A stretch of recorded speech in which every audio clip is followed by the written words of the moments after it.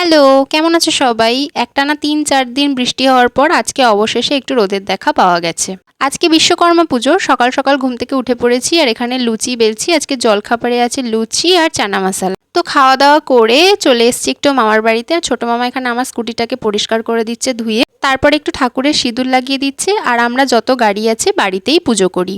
আজকের দিনে অনেকের অরন্ধন রান্না পুজোর ব্যাপার থাকে, তো এই পুজোটা কার কার বাড়িতে আছে অবশ্যই তোমরা কমেন্টে জানিও। আমাদের বাড়িতে এই নিয়মটা নেই। তো তারপর বাড়ি এসে স্নান টান করে বিশ্বকর্মা ঠাকুর আছেন আমাদের সিংহাসনে, তো পুজো দিয়ে নিলাম। তারপর গোপু আর গনুকেও পুজো দিয়ে নিলাম। বিশ্বকর্মা পুজো এসে গেল মানেই তো মা দুর্গার আসার দিন গোনা শুরু হয়ে গেল। তো আজকে আমাদের বাড়িতে ছোট করে একটু সেলিব্রেশন আছে। সেলিব্রেশন মানেই তো বাঙালির ফার্স্ট পার্ট হচ্ছে খাওয়া দাওয়া। ওই ঠাকুরের কাছে সুন্দর করে পুজো দেওয়া আর খাওয়া দাওয়া, এইটুকুই সেলিব্রেশন যা। তো বাপি আজকে চলে গেছে অফিসে আর আমি আর মা রয়েছি। লাঞ্চের মেনুতে ছিল চিকেন কষা আর ভাত, দুজন মিলে খেয়ে নিলাম।